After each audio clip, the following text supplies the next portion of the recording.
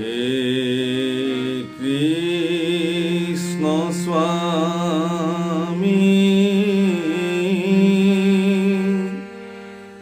তুজু পায়ামি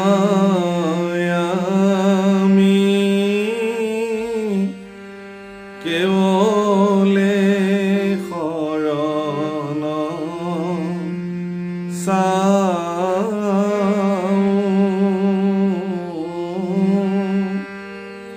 কৰাই অনুগ্ৰহ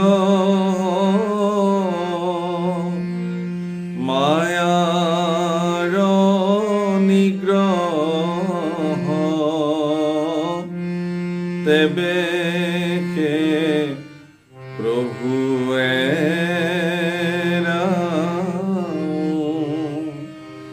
ৰাম তেবে প্ৰভুৱে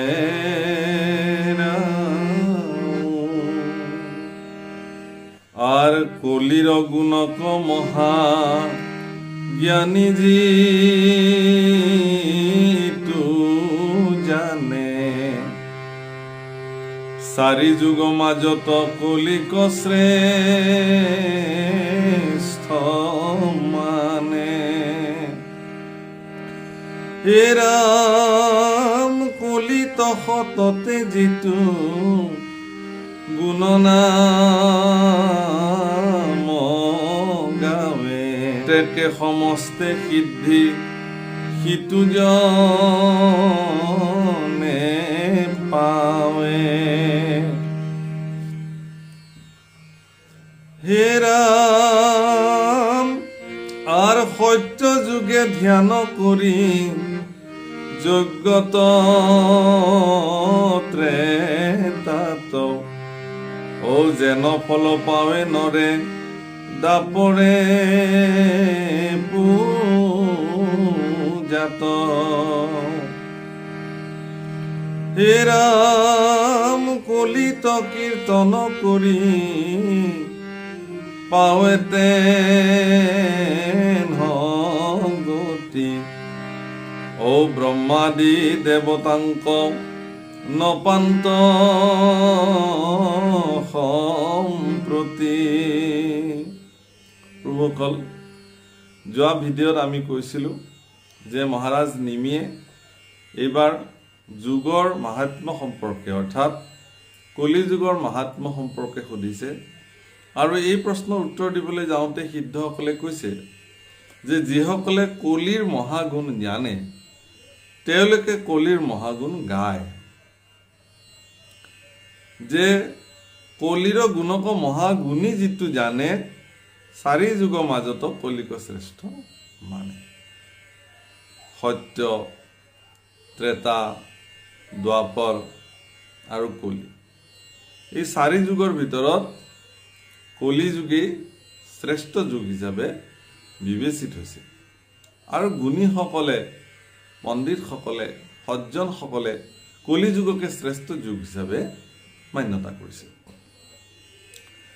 সত্য যুগত ধ্যান ত্ৰেতাৰ যুগত যজ্ঞ দ্বাপৰ যুগত পূজা এই তিনিওটা যুগত তিনিওটা ব্যৱস্থাৰ মাধ্যমেৰে যিমানখিনি ফল প্ৰাপ্ত হয় সেই আটাইখিনি ফল কেৱল ঈশ্বৰৰ কীৰ্তন কৰি কলি যুগত প্ৰাপ্ত হ'ব পাৰে আপোনাসবে শাস্ত্ৰত সত্য যুগত যিসকলে ধ্যান সমাধি কৰিছিলে সেই ধ্যান সমাধিৰ যিবিলাক ব্যৱস্থাপনা বা প্ৰক্ৰিয়া সেইবোৰ দেখিলে আজিৰ তাৰিখত আমাৰ দৰে সাধাৰণ মনুষ্যসকলৰ সম্ভৱেই নহয় এখন ভৰিৰ ওপৰত থিয় হৈ 10,000 12,000 বছৰ তপস্যা সাধন কৰা ইমান সহজ সাধ্য নহয় আমাৰ আয়ুকালে ইমান নহয় কলি যুগৰ মানুহ ভৰিৰ এটা বুঢ়া আঙুলিৰ ওপৰত ভৰ দি থিয় হৈ থাকি ওপৰলৈ হাত কৰি হাজাৰ হাজাৰ বছৰ তপস্যা সাধনৰ অন্ততহে তেওঁলোকে সাধনাত সিদ্ধ লাভ কৰিছিল আৰু ত্ৰেতাৰ যুগতো ঠিক তেনেকৈ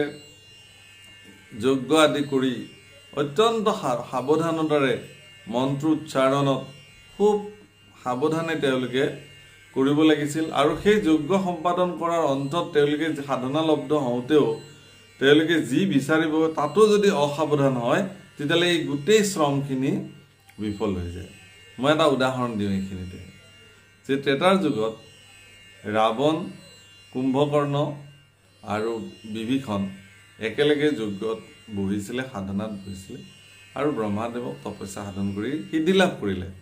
তো ব্ৰহ্মাদেৱ আহি পালে, ব্ৰহ্মাদেৱ আহি ৰাৱণে যি বৰ বিচাৰিলে দিলে, বিভীষণে বৰ একো নিবিচাৰিলে। তেওঁ কৈছে যে মই যাতে সাৰা জীৱন ৰাম নাম লৈ থাকিব পাৰোঁ, এইখিনিয়ে লাগে, তথাস্তু।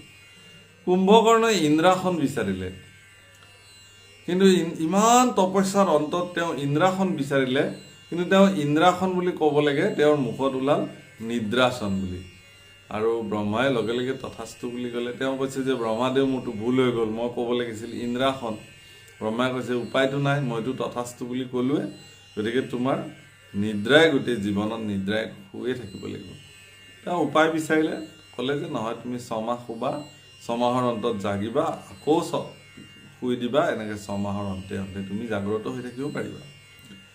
তো এনেকুৱা আৰু উদাহৰণ আছে, যেতিয়া শুক্ৰাচাৰ্যৰ নেতৃত্বত বৃত্তাসুৰে ইন্দ্ৰক বধিবৰ কাৰণে যজ্ঞ সম্পাদন কৰিছিল। ইন্দ্ৰ শত্ৰু বধস্য বুলি ক'ব লাগে, ইন্দ্ৰস্য শত্ৰু বধস্য বুলি ক'লে। ইন্দ্ৰৰ শত্ৰু বধ হওক, ইন্দ্ৰৰ শত্ৰুটো তেওঁ নিজেই, কাৰণ যাক বধ কৰিবৰ কাৰণে তেওঁ যজ্ঞ সম্পাদন কৰিছে, গতিকে তেওঁৰে মৃত্যু হৈছিলে।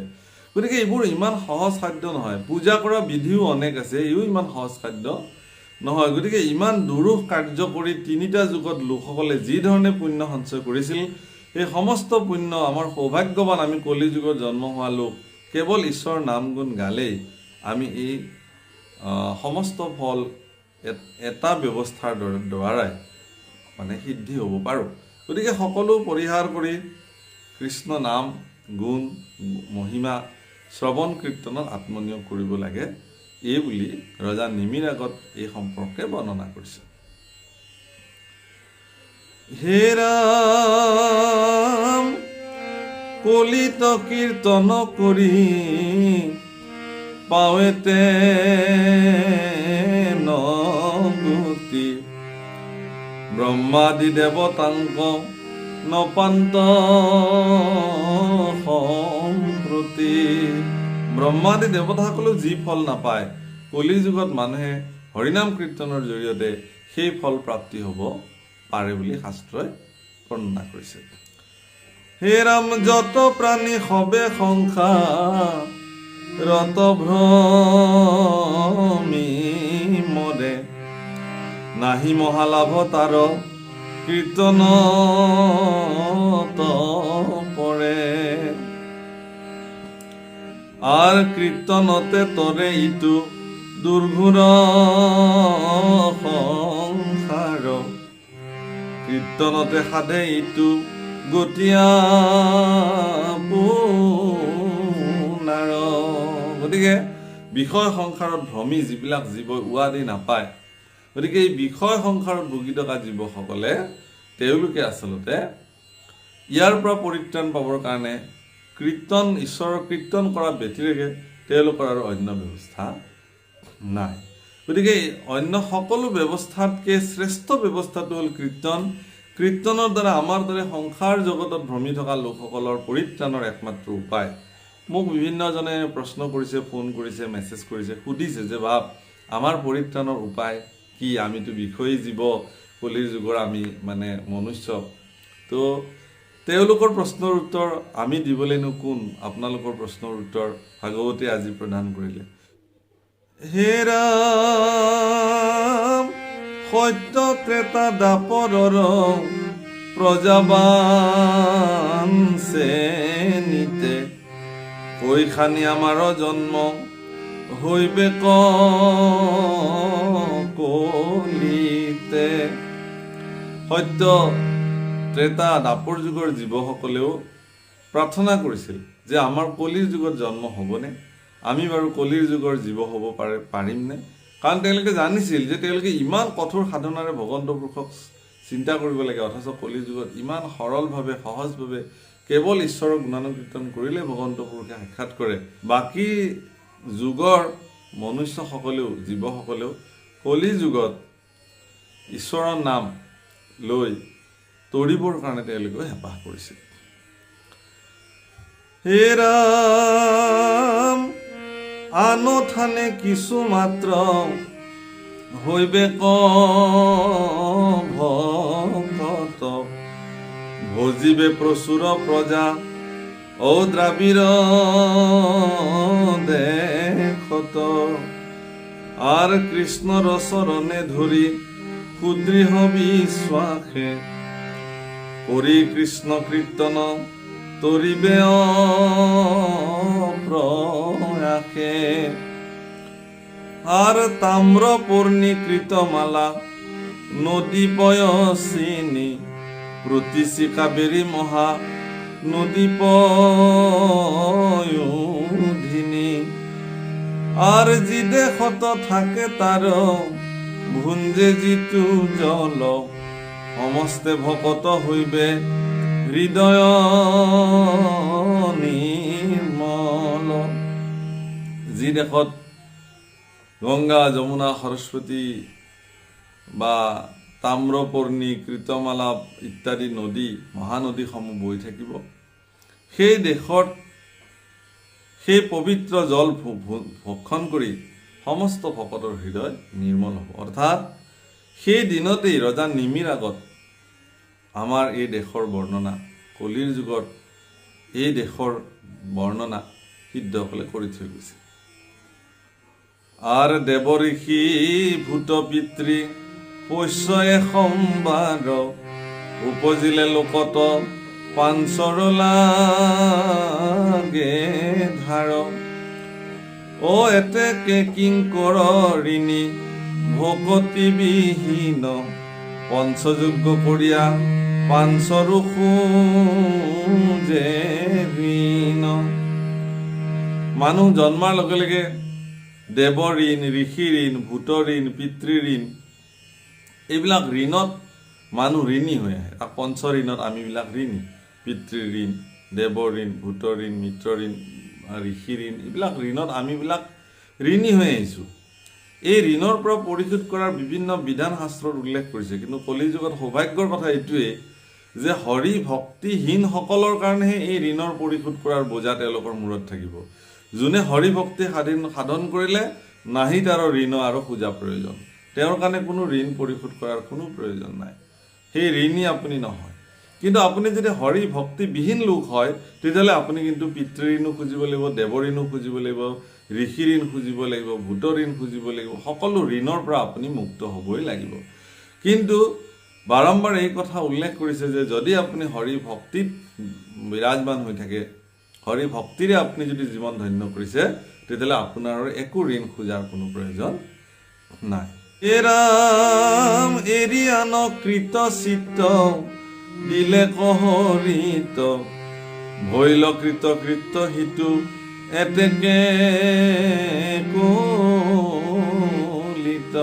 গতিকে অন্য সকলো কৰ্ম বাদ দি পেলাই তেওঁ কেৱল হৰিতে যদি নিমগ্ন হৈ গ'ল, হৰি ভকতিত যদি তেওঁ আত্মনিয়োগ কৰিলে, সকলো কৰ্ম বাদ দি হৰি কীৰ্তনত আত্মনিৱেশ কৰাৰ লগে লগে কলিকালত এই জীৱ কৃতকৃত্য, কৃতকৃত্য মানে ধন্য হৈ গ'ল। নিমিনৱ সিদ্ধ সংবাদৰে সিদ্ধান্তৰ ফালে আহিছে শেষৰ ফালে, আৰু এই কথাৰ দ্বাৰা সমস্ত ভক্তসকলক আশ্বস্ত কৰিব বিচৰা হৈছে যে এয়া কলিকাল আৰু আপোনালোক কলিকালৰ ভক্ত, আপোনালোকে সকলো ঋণৰ পৰা মুক্ত হৈ পেলাই যদি এনেকুৱা এটা ঋণমুক্ত জীৱন অতিবাহিত কৰিব বিচাৰে, তেতিয়াহ'লে আপুনি ঈশ্বৰৰ ভক্তি সাধন কৰিবই লাগিব।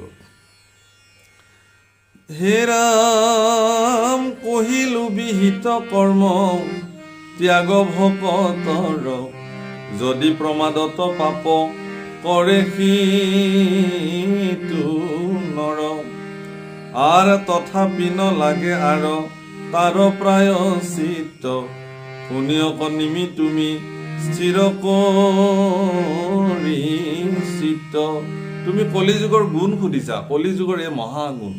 প্ৰভুসকল, পৰীক্ষিতে যেতিয়া কলিৰ প্ৰথমগৰাকী ৰজা হিচাপে যেতিয়া কলিক তেওঁ দমন কৰিবৰ কাৰণে আহিছিল হাতত অস্ত্ৰ ধৰি, ধনু ধৰি, তেওঁ একমাত্ৰ এই গুণটো দেখিয়ে তেওঁ কলিক নিধন নকৰিলে, নিগ্ৰহ কৰিছে, কিন্তু কলিক নিশেষ কৰি দিয়া নাই।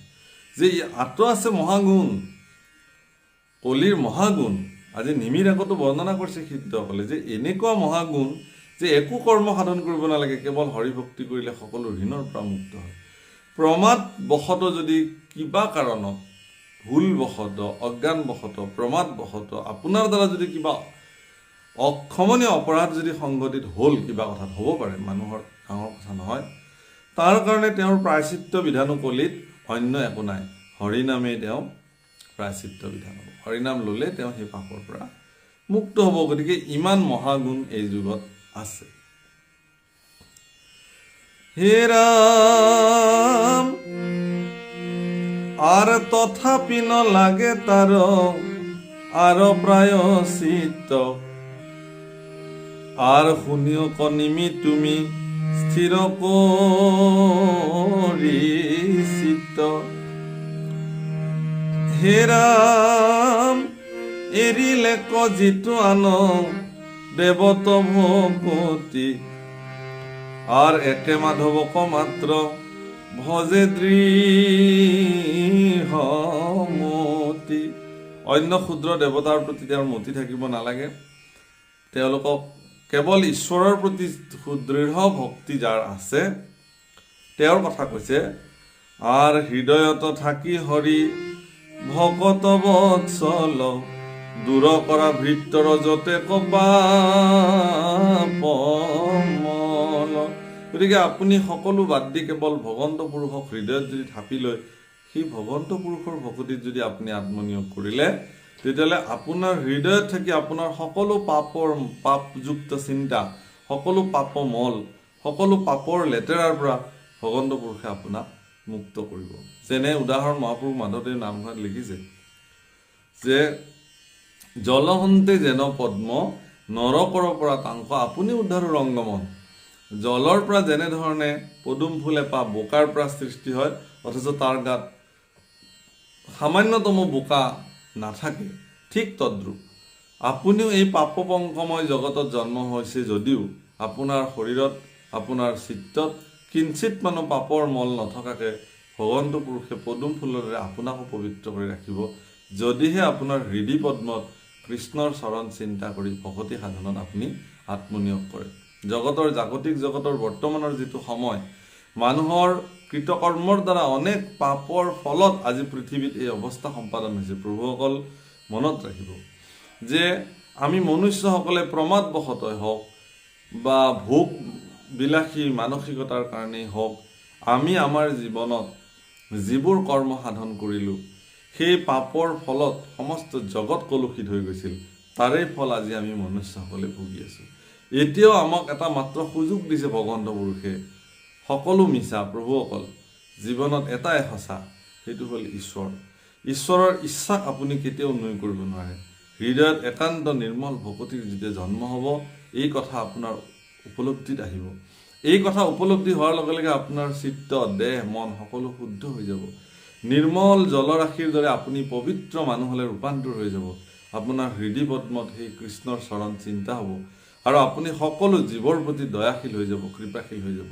তেতিয়া আপোনাৰো ওচৰ শিৰত ভগৱন্ত পুৰুষৰ সেই কৃপা বৰিষণৰ হস্তপদ্ম আপোনাৰ শিৰত পৰিব। আপুনি ধন্য হ'ব, আপুনি কৃতাৰ্থ হ'ব।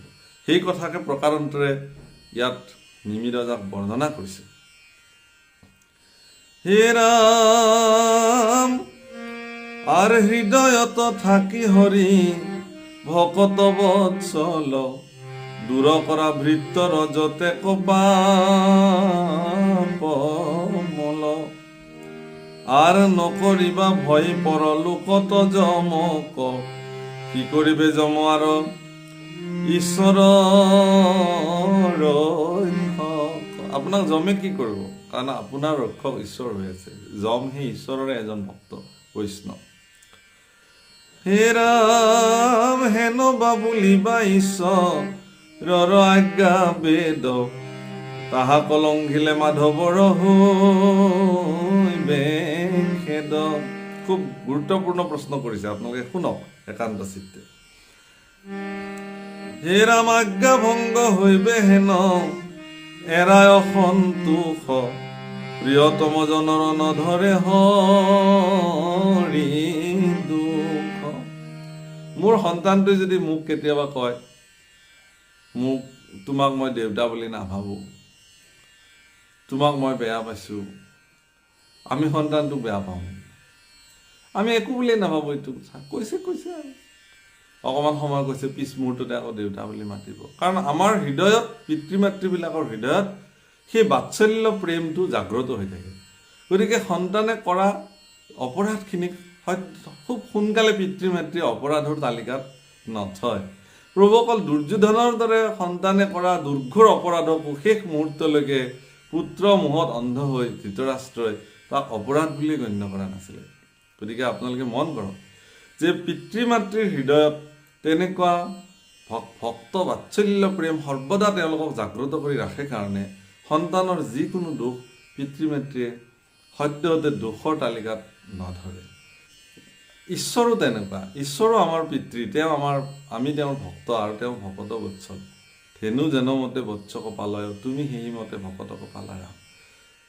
গাই গৰু এজনীয়ে পোৱালিটোক যি ধৰণে মৰম কৰে, তেওঁৰ কাৰণে দুগ্ধ উৎপাদন কৰি পোৱালিটোক কোনোবাই লৈ গ'লে পিছে পিছে ঢপলিয়াই যায়, ঈশ্বৰো তেনেকুৱা।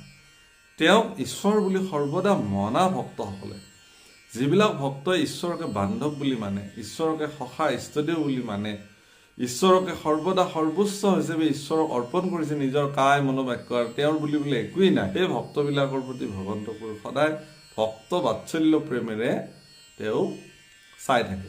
সেই ভক্তসকলৰ দ্বাৰা কিবা যদি তেওঁলোকৰ দুৰাচাৰীও হ'ল, কিবা কাৰণত তেওঁলোক যদি অনাচাৰী হ'ল, তেওঁলোকে নিয়মৰ পৰা যদি কিবা কথাত বঞ্চিত হৈ গ'ল, তেওঁলোকৰ যদি আচাৰৰো তেওঁলোকে কিবা ভুলবশতঃ দুৰ্ব্যৱহাৰ কৰিলে, সেইটোৰ কাৰণে ভগৱন্তই তেওঁলোকক কেতিয়াও অপৰাধ নধৰে। কাৰণ তেওঁৰ হৃদয়ত ভগৱন্ত পুৰুষ সৰ্বদা কি বুলি লিখিছে ইয়াত, যে তেওঁ ভক্তবৎসল। গতিকে প্ৰিয়তমজনৰ দোষ হৰি কেতিয়াও নধৰে। হে ৰাম হেন বা বুলিবা পাপ ক্ষয়ৰ নিমিত্ত, নভজিলে তাৰ পাপ হৰিৰ কি মত। মই যদি কোনোবাক অত্যন্ত ভাল পাওঁ প্ৰভুসকল, বা আপুনি যদি কাৰোবাক অত্যন্ত মৰম কৰে, স্নেহ কৰে, সেই মানুহজনে যদি বা সেই ভাল পোৱাজনে যদি আপোনাক গালিও পাৰে, বৰ সোনকালে সেই গালিটো আপোনাৰ বেয়া নালাগে। কিন্তু কাৰোবাক যদি আপুনি হৃদয়েৰে বেয়া পায় নহয়, সেই মানুহজনে আপোনাৰ ফালে চাই যদি হাঁহিছেও, সেই হাঁহিটো দেখিলেও আপোনাৰ খং উঠিব পাৰে। এনে মোক দেখি হাঁহিবলৈ আহিছে বুলি আপোনাৰ মনলৈ এটা বেয়া ভাৱনা আহিব পাৰে। কিন্তু ভাল পোৱা মানুহজনে গালি পাৰিলেও সেই গালিটো বেয়া নালাগে। ঈশ্বৰো ঠিক তেনেকুৱা। ঈশ্বৰৰ প্ৰতি প্ৰেমত মগ্ন হৈ থকা ভকতসকলে যদি ঈশ্বৰৰ দৃষ্টিত কিবা দোষ কৰিছে, সেই দোষ ঈশ্বৰৰ দৃষ্টিত ধৰ্তব্য নহয়। কিন্তু ঈশ্বৰক চিনি নোপোৱাকৈ কোনোবাই যদি ঈশ্বৰৰ দ্ৰোহ কৰিছে, ঈশ্বৰক সমৰ্পিত নোহোৱাকৈ তেওঁ যদি ঈশ্বৰৰ দ্ৰোহত পৰিছে, সেই দ্ৰোহৰ পৰা তেওঁৰ কিন্তু নিস্তাৰ কোনো কাৰণত নাই। তাৰ উদাহৰণ শাস্ত্ৰত অনেক আছে প্ৰভুসকল। হে ৰাম হৃদয়তে আছা হৰি ভকতৰ গতি, পাপ সংহাৰক তাৰ স্বভাৱে সগতি। আৰ নথাকে আমাৰ জৈত সূৰ্যৰ প্ৰকাশ, আৰ বৰ্ণিত পৰিলে যেন তৃণ নাশ। এৰাম সেহি মতে পাতকন চাপে সন্নিহিত, ভৈলা মহাহৰিজাৰ হিয়াত বিদিত। কাৰোবাৰ হৃদয়ত যদি এবাৰ ঈশ্বৰ পুৰুষ বিৰাজমান হৈ গ'ল, তেওঁৰ জীৱনত তাতকৈ আৰু সৌভাগ্য আৰু একো নাই। কেলে? কাৰণ সূৰ্য প্ৰকাশ হোৱাৰ লগে লগে যেনেকৈ সকলো এন্ধাৰ দূৰ হৈ যায়, শুকান তৃণ অগ্নিৰ সংস্পৰ্শলৈ অহাৰ লগে লগে যেনেকৈ পুৰি ভস্ম হৈ যায়, ঠিক তদ্ৰূপ কৃষ্ণ সূৰ্য হৃদয়ত এবাৰ বিদ্যমান হোৱাৰ লগে লগে আপোনাৰ যিমান অজ্ঞান আন্ধাৰ আছিল সকলো আঁতৰি যাব। সেইকাৰণে ৰাম নামৰ মহিমাৰ ক্ষেত্ৰত মহাপুৰুষ মাধৱদেৱে বৰ্ণনা কৰিছে যে পাতেক শুকান বন হৰি নাম হুতাখন খনেকতে দহি কৰে চন্ন। ৰাম নাম তাৰ অন্যয় মহাপুৰুষ মাধৱদেৱে কৈছে যে ৰা পদে প্ৰচণ্ড বহনি, ম বুলি মুখখন জপাই দিয়াৰ লগে লগে, ৰা বুলি মুখখন মেলি দিয়াৰ লগে লগে মুখত প্ৰচণ্ড বহনি এটুকুৰাৰ জন্ম হয়। আৰু ম বুলি মুখখন জপাই দিয়াৰ লগে লগে সেই বহনি অন্তৰ্মুখী হয় আৰু আপোনাৰ ভিতৰত থকা, হৃদয়ত থকা সকলো পাপ শুকান পাতকী বনৰ নিচিনাকৈ তাক পুৰি নিমিষতে ভস্ম কৰি দিয়ে আৰু আপুনি মহাশুদ্ধ স্থানলৈ ৰূপান্তৰিত হৈ যায়। গতিকে সেই ৰাম নামে আপোনাৰ হৃদয়ৰ পাপ নাশ কৰিব পাৰিব, এই শক্তি ৰাম নামৰ আছে। গতিকে সেই মহাহৰি হৃদয়ত যদি এবাৰ বিদিত হ'ল, কৃষ্ণ সূৰ্য যেনেকৈ ৰাতিপুৱা কৃষ্ণ সূৰ্য উদয় হোৱাৰ লগে লগে যিধৰণে সমস্ত সংসাৰৰ এন্ধাৰ আঁতৰি যায়, আপোনাৰ হিয়াটো কৃষ্ণ সূৰ্য যদি বিদিত হয়, নাম ধৰ্ম সি প্ৰকাশ কৰিব আৰু আপোনাৰ অন্ধকাৰ অজ্ঞানতা যত সকলো নাশ হৈ যাব। হে ৰাম ভকতৰ হিতকাৰী কলি মহাগুণী, শুনিলা নৃপতি গুণ কলিৰ আপুনি। আর যতে কপুছিলা মানে কহিলো একান্ত, ও দিলু নব ভাই নব প্ৰশ্নৰ সিদ্ধান্ত। হে মহাৰাজ নিমি, তুমি যি ধৰণে সুধিলা, আমি 9 গৰাকী ভাতৃয়ে তোমাৰ 9টা বিশেষ প্ৰশ্নৰ উত্তৰ আমি আমাৰ যিখিনি সামৰ্থ্য অনুসাৰে তোমাক আমি প্ৰদান কৰিলোঁ। গতিকে তোমাৰ এতিয়া কি কাম হ'ব সেইটো তুমি ধৰা, আৰু সেইখিনি আমাৰ কাৰণে এতিয়া উত্তৰ আপোনালোকে মন কৰিব। হে ৰাম ধৰা ভাগৱত ধৰ্ম সুদৃঢ় বিশ্বাসে, তৰিবা সংসাৰত এবে আতীয় প্ৰয়াসে। গতিকে কি জানিলা, কি বুজিলা বেলেগ কথা, কিন্তু এতিয়া তুমি ভাগৱত ধৰ্ম ধৰা।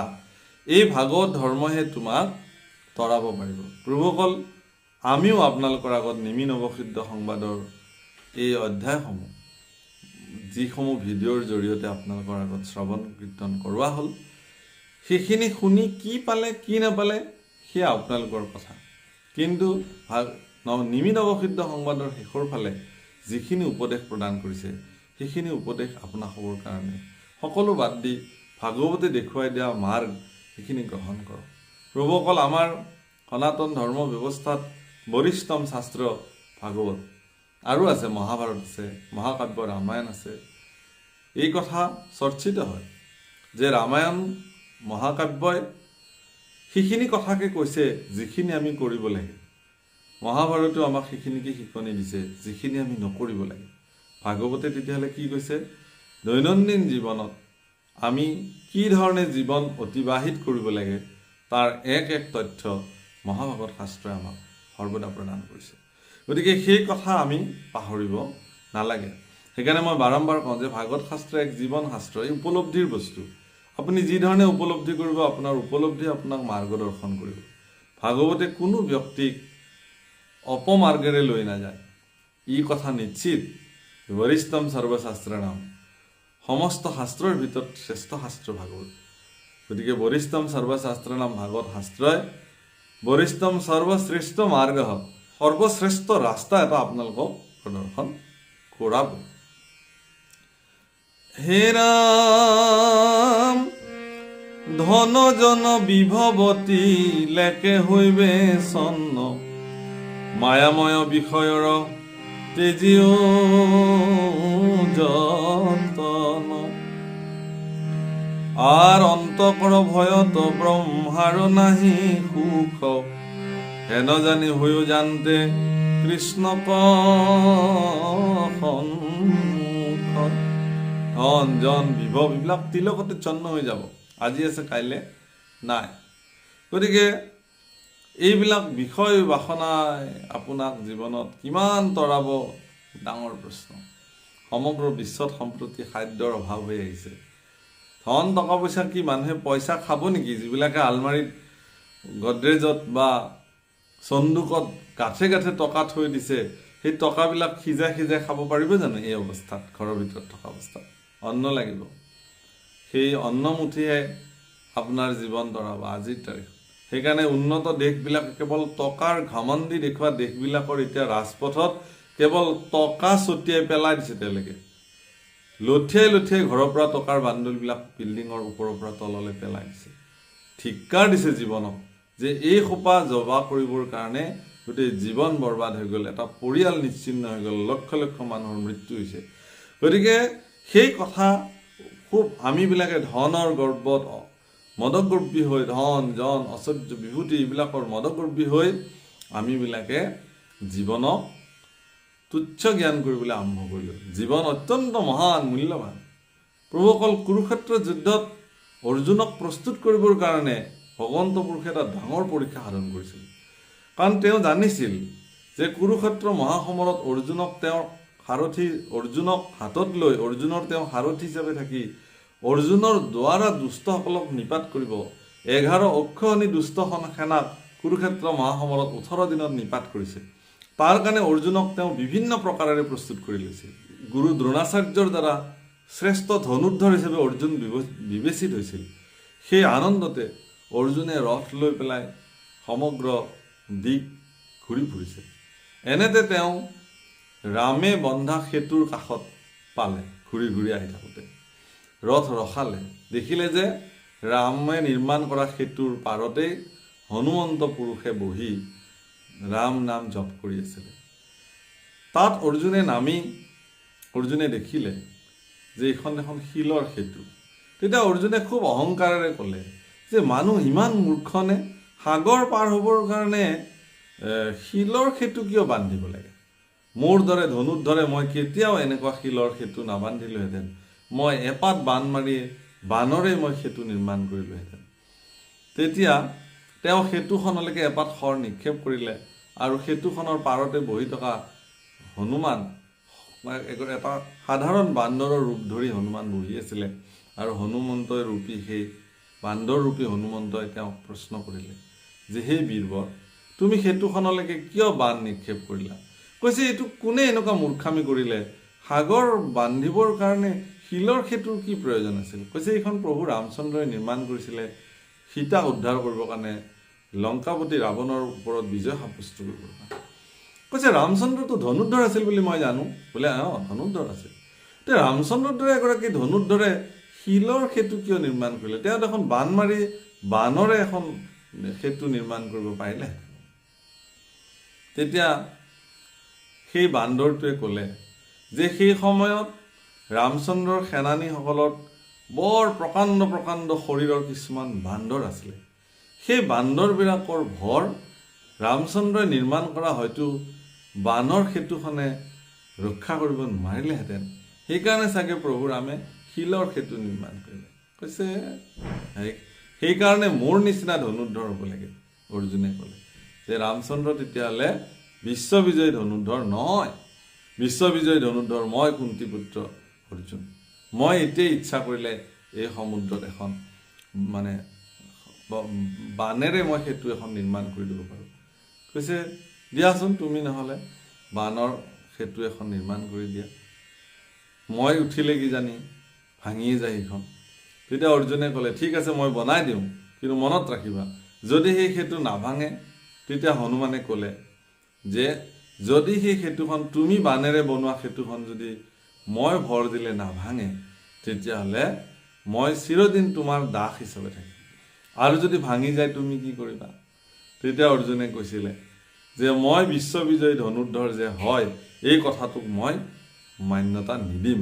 মই নহয় বিশ্ববিজয়ী ধনুৰ্ধৰ, এই বুলি মই মানি লওঁ। কথামতে কাম হ'ল। সঁচাকৈ এপাত বান মাৰিয়ে অৰ্জুনে সমসাময়িকভাৱে এখন বানৰ সেতু নিৰ্মাণ কৰি দিলে লংকালৈকে, ইপাৰৰ পৰা সিপাৰলৈকে। তেতিয়া হনুমন্তই ঈশ্বৰৰ নাম চিন্তা কৰি জয় শ্ৰীৰাম বুলি ওপৰলৈ উঠি গৈ সেতুখনত জাপ মাৰি দিয়াৰ লগে লগে অৰ্জুনৰ বানৰ সেতুখন তচনচ হৈ ভাঙি গ'ল। তেতিয়া পাৰত যেতিয়া হনুমন্ত পুৰুষ আহিলে, তেতিয়া অৰ্জুনে হে কপিশ্ৰেষ্ঠ, সঁচাকৈ আজি তুমি প্ৰমাণ কৰি দিলা যে মই আচলতে ধনুৰ্ধৰ নহয় আৰু মোৰ জীয়াই থকাৰ কোনো যোগ্যতাও নাই। এই বুলি এপাত বান মাৰি পুৰা প্ৰচণ্ড অগ্নি প্ৰজ্বলিত কৰিলে। তেতিয়া হনুমানে সুধিলে কি কৰিব ওলাইছা? কৈছে এই অগ্নিত মই জাহ দি মই এই ধনুৰ অহংকাৰে মোক আচলতে অহংকাৰী কৰি তুলিছিলে, গতিকে মই প্ৰভু ৰামচন্দ্ৰৰ দৰে এগৰাকী ধনুৰ্ধৰক মই অপমান কৰিলোঁ, গতিকে ই মোৰ কাৰণে নিতান্তই বেয়া কথা হৈছে, গতিকে মই অগ্নিত জাহ দি চিৰদিনৰ কাৰণে মই এই সংসাৰৰ পৰা বিদায় ল'ম। সেই অগ্নি দেৱতা তুমি মোক সামৰি লোৱা বুলি অগ্নিত জাপ মাৰিব ওলাওঁতে প্ৰভু ভগৱন্ত আহি তাত আবিৰ্ভাৱ হ'ল। ভগৱন্ত পুৰুষে অৰ্জুনক ক'লে যে এইটো তুমি কি কৰিব ওলাইছা? অৰ্জুনে ক'লে হে দ্বাৰিকাধীশ কৃষ্ণ, মই আচলতে নিজকে অগ্নিত জাহ দিব ওলাইছোঁ। কিয়? যে মোৰ অহংকাৰৰ কাৰণে মই প্ৰভু ৰামচন্দ্ৰকো মই তেওঁৰ ধনুৰ্ধৰক মই নিন্দা কৰিলোঁ, গতিকে মোৰ দৰে ধনুৰ্ধৰ আৰু পৃথিৱীত থকাৰ কোনো যোগ্যতা নাই। ভগৱান কৃষ্ণই ক'লে হে অৰ্জুন, তুমি কি অহংকাৰ শূন্যভাৱে জীয়াই থকাৰ তোমাৰ ইচ্ছা নাই নেকি? ভালেই হ'ল, তোমাৰ অহংকাৰখিনি নাইকিয়া হৈ গ'ল, তোমাৰ এই অহংকাৰখিনি অগ্নিত জাহ যাওঁ আৰু তুমি অহংকাৰহীন এগৰাকী বীৰ পুৰুষ হিচাপে পৃথিৱীত জীয়াই থাকা। তুমি আত্মহত্যা কৰাৰ অৰ্থটো এইটোৱে বুজাব যে তুমি অহংকাৰ শূন্যভাৱে তুমি জীয়াই থাকিবৰ সামৰ্থ্য তোমাৰ নাই, অহংকাৰখিনিৰে তুমি জীয়াই থাকিব খোজা পৃথিৱীত। বহুত ডাঙৰ কথা। আমাৰবিলাকৰো এনেকুৱা যে কিবা কাৰণত যদি মোৰ অহংকাৰত যদি আঘাত লাগিলে তেতিয়াহ'লে আমি ভাবোঁ যে মই মৰি যোৱাই ভাল, মোৰ দেখোন চব শেষ হৈ গ'ল, মান গ'ল, সন্মান গ'ল। এই কথাটোৱে মানুহক এইটো অৰ্থ বুজায় যে আমি অহংকাৰহীন হৈ পৃথিৱীত জীয়াই থকাৰ মানে মানসিকতা আমাৰ নাই। অহংকাৰেৰেহে আমি জীয়াই থাকিব খোজোঁ, মানেৰে জীয়াই থাকিব খোজোঁ, সন্মানেৰে জীয়াই থাকিব খোজোঁ। এইটো যেন আমাৰ এটা ডাঙৰ আচৰণ। গতিকে অৰ্জুনক ভগৱন্ত পুৰুষে বুজাইছিলে যে হে অৰ্জুন, তুমি যাক সাধাৰণ বান্দৰ বুলি ভাবিছা এইজন সাধাৰণ বান্দৰ নহয়, এইজন হ'ল কপিশ্ৰেষ্ঠ হনুমান, ত্ৰেতাৰ যুগত প্ৰভু ৰামচন্দ্ৰৰ একান্ত দাস হিচাপে কাম কৰিছিলে। গতিকে এইজন সাধাৰণ বান্দৰ নহয়, আচলতে ময়ে এওঁক প্ৰেৰণ কৰিছিলোঁ তোমাৰ গাণ্ডীৱৰ প্ৰতি জন্ম হোৱাৰ যিটো অহংকাৰ, সেই অহংকাৰটোক চন্ন কৰিবৰ কাৰণে। তেতিয়া কৈছিল যে প্ৰভু কিবা উদ্দেশ্য ইয়াৰ? বোলে পৃথিৱীত মই যিটো কাৰণত কৃষ্ণ অৱতাৰ ধাৰণ কৰিছোঁ, দুষ্টসকলক দমন কৰি শান্তসকলক পালন কৰি পুনৰ ধৰ্ম সংস্থাপনৰ কাৰণে, তাৰ কাৰণে এখন মহাসমৰ হ'ব, কুৰুক্ষেত্ৰ যাৰ নাম।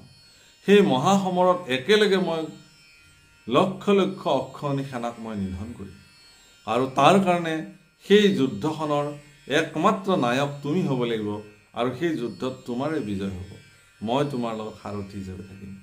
বোলে প্ৰভু মোক কথাখিনি বুজাই দিয়ক। বোলে সময় সকলো বুজাব, কিন্তু তোমাক গৰ্বহীন এগৰাকী বীৰ হিচাপে নিৰ্মাণ কৰিবৰ কাৰণে ময়ে আচলতে এই নাটকখন কৰিলোঁ, গতিকে তোমাৰ জীৱন ধন্য হওক। গাণ্ডীৱৰ অফুৰন্ত শক্তিক লৈ তুমি কেতিয়াও গৰ্ব নকৰিবা। প্ৰভুসকল এই শিক্ষা আমালৈকে, মই এগৰাকী শ্ৰেষ্ঠ ধনুৰ্ধৰ, মই এগৰাকী শ্ৰেষ্ঠ গায়ক, মই এগৰাকী শ্ৰেষ্ঠ চিত্ৰশিল্পী, মই এগৰাকী শ্ৰেষ্ঠ ধনী মানুহ, অমুক তমুক তমুক, মোৰ প্ৰতিভাৰে মই বিৰাজমান হৈ থাকিব পাৰোঁ, বিদ্যমান হৈ থাকিব পাৰোঁ, কিন্তু আমাৰ যিবিলাক শক্তি বা সামৰ্থ্য, যিবিলাক প্ৰতিভা, যিবিলাক সামৰ্থ্য আমাৰ আছে জীৱনত, সেইবিলাকক আমি ঈশ্বৰৰ বিভূতি বুলি গণ্য কৰিব লাগে। মোৰ তাত একো নিজস্ব অস্তিত্ব নাই, ঈশ্বৰে বিচাৰিছে কাৰণে মোৰ তাতে সেই প্ৰতিভাসমূহ বিৰাজমান হৈছে বা প্ৰকাশিত হৈছে, বিদ্যমান হৈছে। এই লৈ জীৱন নিৰ্বাহ কৰিব লাগে, এনেকুৱা এটা অহংকাৰ শূন্য জীৱন আমিবিলাকে যাপন কৰিব লাগে। অহংকাৰ শূন্যভাৱে জীৱন যাপন কৰি কেৱল ভগৱন্ত পুৰুষৰ ওচৰত সৰ্বতো অৰ্পণ কৰাৰ মানসিকতা জন্ম হ'ব, যে মোৰ বুলি একো নাই, সকলো তোমাৰ, এই বুলি কায় মন বাক্যে সমস্ত ভগৱানৰ ওচৰত সমৰ্পণ কৰি দিয়াৰ যিটো ব্যৱস্থা, সেইটোৱে ভাগৱত ধৰ্মৰ মূল পথ। সেই কথাটোকে ইয়াতে বৰ্ণনা কৈছে হে ৰাম, অন্ত কৰ ভয়ত ব্ৰহ্মাৰ নাহি সুখ, হেন জানি হৈও জানতে কৃষ্ণ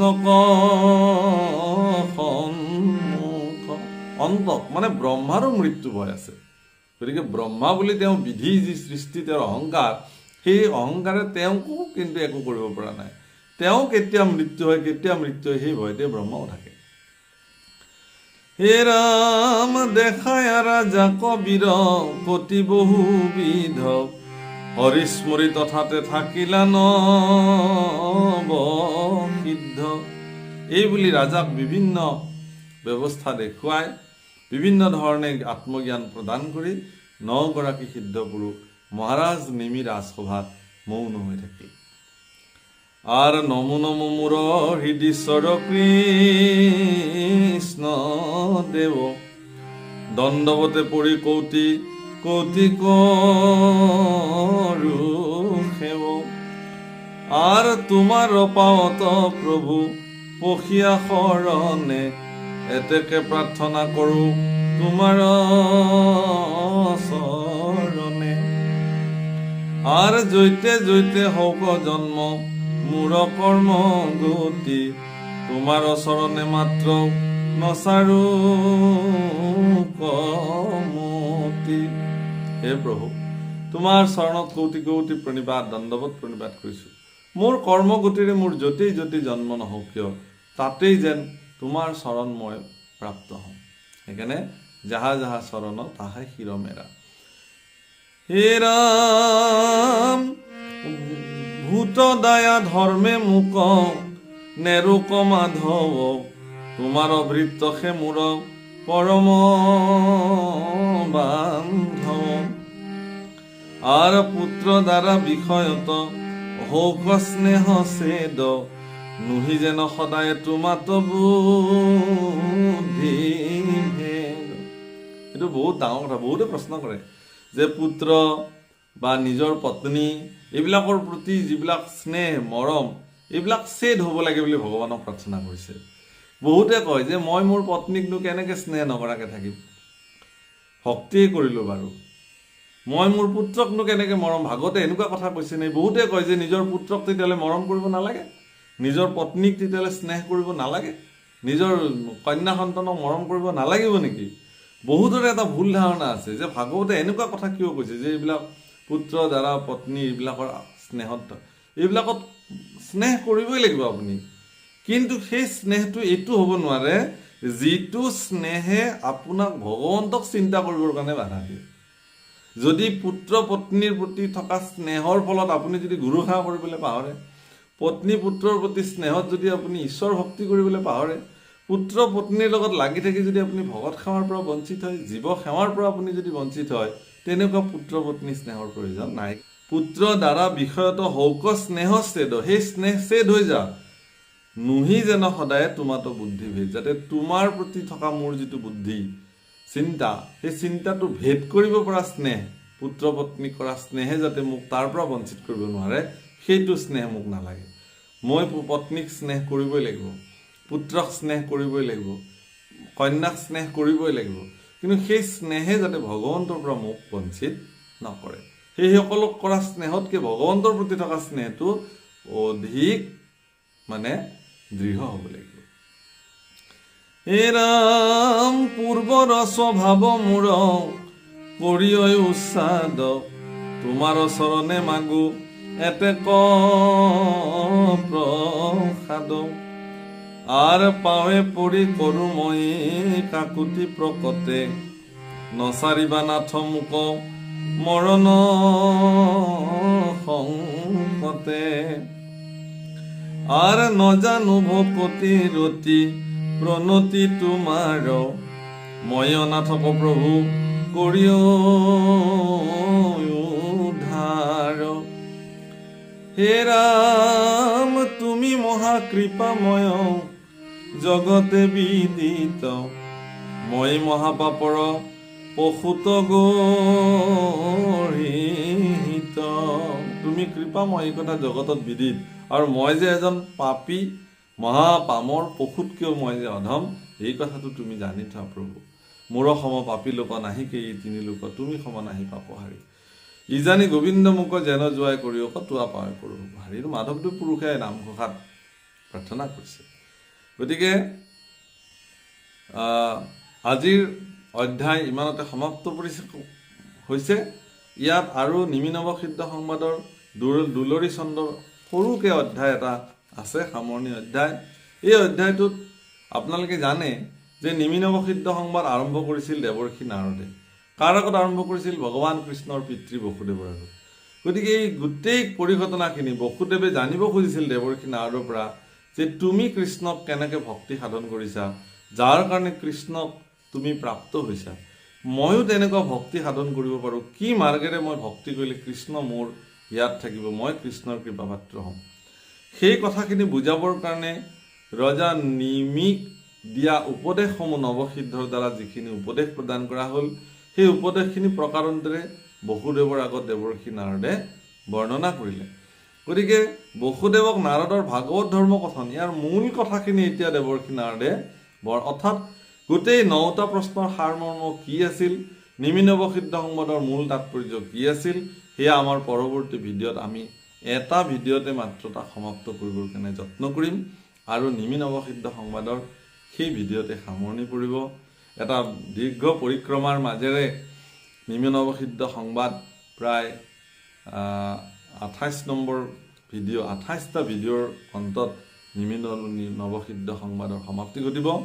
গতিকে ইয়াৰ পৰা আপোনালোকে কি পালে, কি অনুভৱ হ'ল আপোনালোকে মোক জনাবলৈ নাপাহৰে যেন। প্ৰভুসকল, আপোনালোকে বহু হেজাৰ হেজাৰ মানুহে মোৰ এই অনুষ্ঠান শ্ৰৱণ কৰি আছে। মই দেখি আছোঁ, মোৰ নিজকে খুব ভাল লাগিছে যে আপোনালোকে কৃষ্ণ কথা শুনি আছে।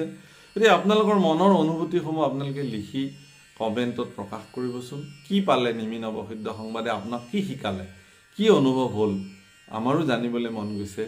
আমি কৃতাৰ্থ হ'ম। সকলোৰ প্ৰতি সশ্ৰদ্ধ প্ৰণিপাত জনাই এফাকি মাত্ৰ পদ আছে, তাকে গাই আজিৰ আমাৰ ভিডিঅ' বিৰাম দিম। হে ৰাম জানি যেন জুৱাই কৰা বান্ধৱ মাধৱ, ও বোলা ৰাম ৰাম কৰা পাপ পৰাভ। হে ৰাম জানি যেন জুৱাই কৰা মাধৱ বান্ধৱ, ও বোলা ৰাম ৰাম কৰা পাপ পৰাভ।